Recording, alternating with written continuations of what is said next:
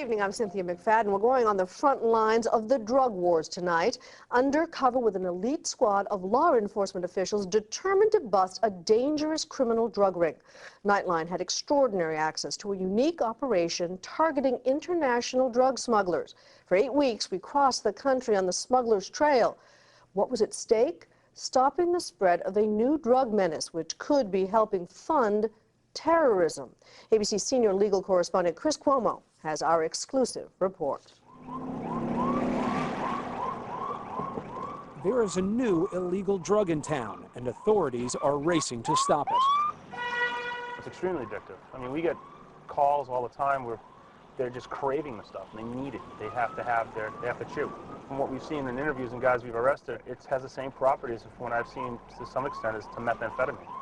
This high-speed chase up New York's First Avenue in pursuit of a suspected drug courier driving a taxi cab opens a new front in the war on drugs. To me, is a little bit insidious in that it can be marketed to people who wouldn't normally want to take a drug, to children, to adolescents, young adults, in all cross-sections of our country. Agents Barrett and Barnett pull the suspect over and order him to open his trunk, revealing his exotic cargo. Hidden in a spacious loft in a trendy New York neighborhood, a hand-picked squad of cops and agents from agencies ranging from the NYPD to the state police have hunted the alleged kingpins of khat in the first such case in the United States. Nightline shadowed the unit through the final weeks of its operation.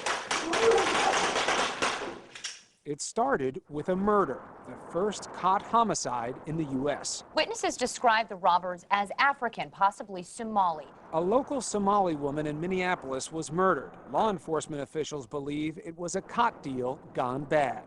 This is not a victimless drug in any sense of the word. And as the organization increases, as the money increases, so will the violence, right? As the money increases, as the distribution increases, there's more money to be made. Violence is spawned.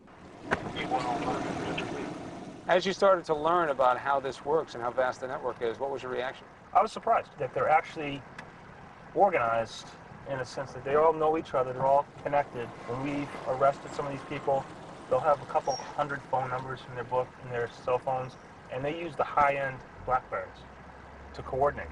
And they use internet, they use all the electronic means you can think of. For 2 years, Operation Somali Express has been pounding the pavement in an effort to stop the drug at the U.S. shores. So what's the routine today? We're going to fight through traffic and head up towards 9th Avenue, the place up there that we've gone up to. We've actually seized a box from there a couple weeks ago. One of the guys we arrested actually has a mailbox here, so we'll see if they have any information on that. We're doing an investigation, and we just received information that boxes of khat have been shipped here. I'd just like to get some information on one of your box holders.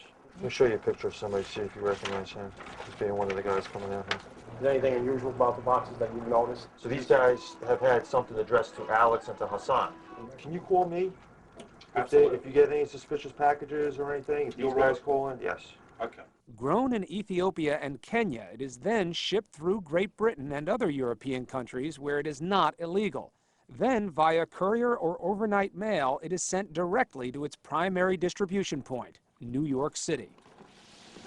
This package is intercepted from a local mail drop under surveillance. Its contents are laid out on the table as agents Bob Barnett and Bob Barrett carefully catalog their evidence. This is one bundle. This is what goes for about $40 to $60, and it's wrapped inside the banana leaf, and then it'll have a tissue, and to keep it moist in the leaves, actually what they chew. It was very successful today because we identified, one of the retail dealers here in New York, so they'll be able to allow us to look at a different angle of the investigation. Khat's other route into the U.S. is also fairly simple. In exchange for a few $100s and a free plane ticket to the U.S., waves of couriers arrive with khat in their luggage. And that's a surprisingly safe method because drug dogs are not trained to detect khat. As seen here, those couriers can appear as innocent as a mother and child. How does Minneapolis figure into the whole khat conspiracy?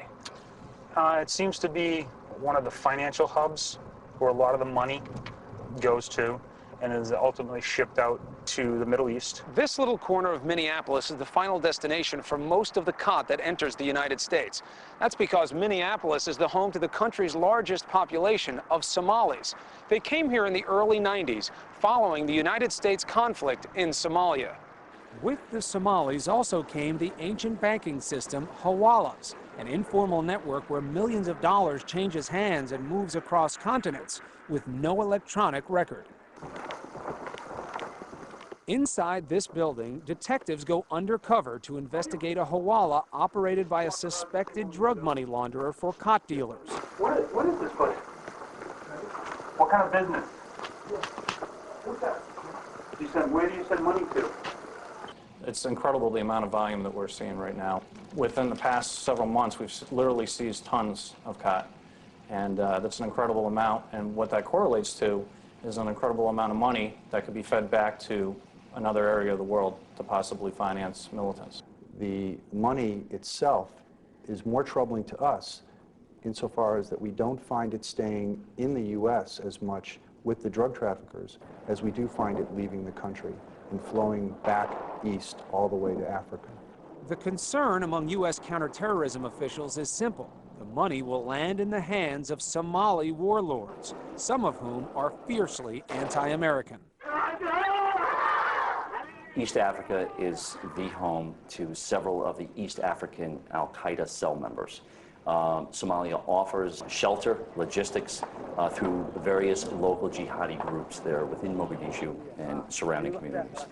They offer a training venue, funding, jobs, and the like, logistics.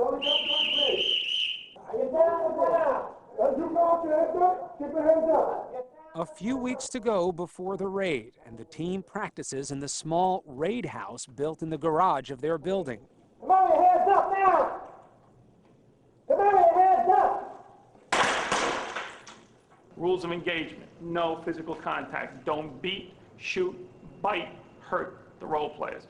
Teamwork in this plan is essential. Every group, from the DEA to the FBI, all need to work together. With all suspects identified, locations pinpointed, and legal pieces in place, notes are checked and final orders given. Basically, tomorrow and Wednesday will be the culmination, or actually it's going to be the first step on takedowns on Operation Somali Express. What is the tension, the feeling, or the mood among the team this close to when the takedown is going to come? We're anxious. Yeah, we got a lot of work to do. We've been working really hard at this. You just want to get it over with. You want to get there, you want to arrest these people and just start moving on to the next phase. In the course of this 18-month investigation, 5 tons of khat were seized, the value of $2 million. Today's raid is the nation's first attempt to stop this new drug before it's able to take hold. The question is, will it work? I'm Chris Cuomo for Nightline in New York. A final note, according to today's indictment, one of the smugglers was using a United Nations diplomatic pouch to ship the drugs back and forth.